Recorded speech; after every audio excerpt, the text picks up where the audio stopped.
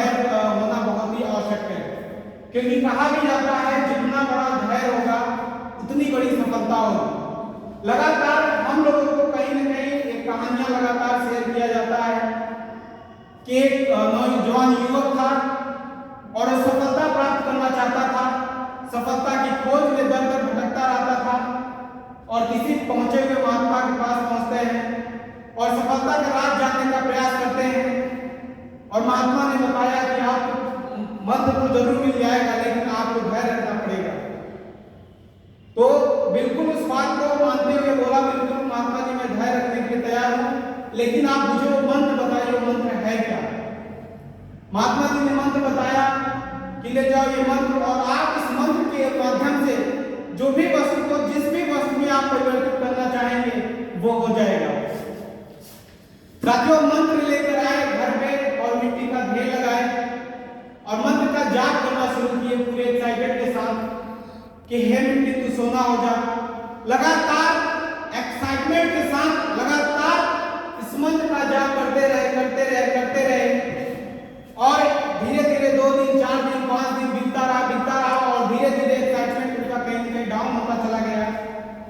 8वें 9वें दिन एकदम एक्साइटमेंट एकदम डाउन हो गया और उनका पेशेंस जो है कहीं न कहीं खत्म होने लगा। तो झटके में भी बोलते हैं, हे मिट्टी यदि तू सोना नहीं होती तो कम से कम लोहा हो जा।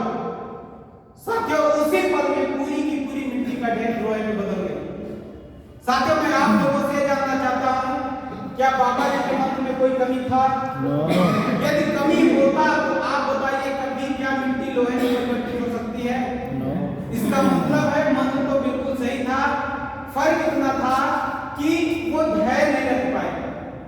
साथियों, इस बिजनेस में भी हम लोग आते हैं, लगातार काम तो करते हैं, चलते रहते हैं, लोग हाँ ना करते रहते हैं। कभी कभी ऐसा होता है कि हमारा धैर्य कहीं न कहीं जवाब दे जाता है और फिर ऐसा लगता है कि जो अपने आदर्श के द्वारा जो चीजें हमको बताई गई हैं शायद हो सकता है उसमें कुछ कमी हो। और फिर कुछ लोग भी उसी के कहीं न कहीं अगेंस्ट बोलना शुरू कर देते हैं, तो हमें इस बात को लेकर भरोसा हो जाता है कि बात बिल्कुल सही कहा जा रहा है, मंत्र हमको कहीं न कहीं गलत दे दिया गया है। साथियों, एक यहाँ पे सर्वे बताया जाता है, अगर व्यक्ति सप्ताह में 2 लोगों से मिले तो साल का कहीं न कहीं 52 सप्ताह होता है और 52 × 104 होता है। 104 को अगर राउंड फिगर लिया जाए, अगर 10 लोग भी ज्वाइन करते हैं एक साल में, तो सेम उसी पैटर्न पे दूसरे साल में अगर 10 लोग काम करते हैं तो कहीं न कहीं 100 लोगों की संख्या होती है हमारे साथ। और वही 100 लोग सेम पैटर्न पे काम करते हैं तो तीसरे साल कहीं में हमारे पास 1000 लोगों की संख्या होती है। और यही पैटर्न पे अगर काम किया जाए तो 1000 लोग सेम वही काम करते हैं, तो आने वाले चौथे साल में हमारे आपके साथ 10,000 लोगों का कारोबार होता है। यह है साथियों पेशेंस का बहुत बड़ा फार्मूला। दूसरी बात किया जाए साथियों, एटीट्यूड।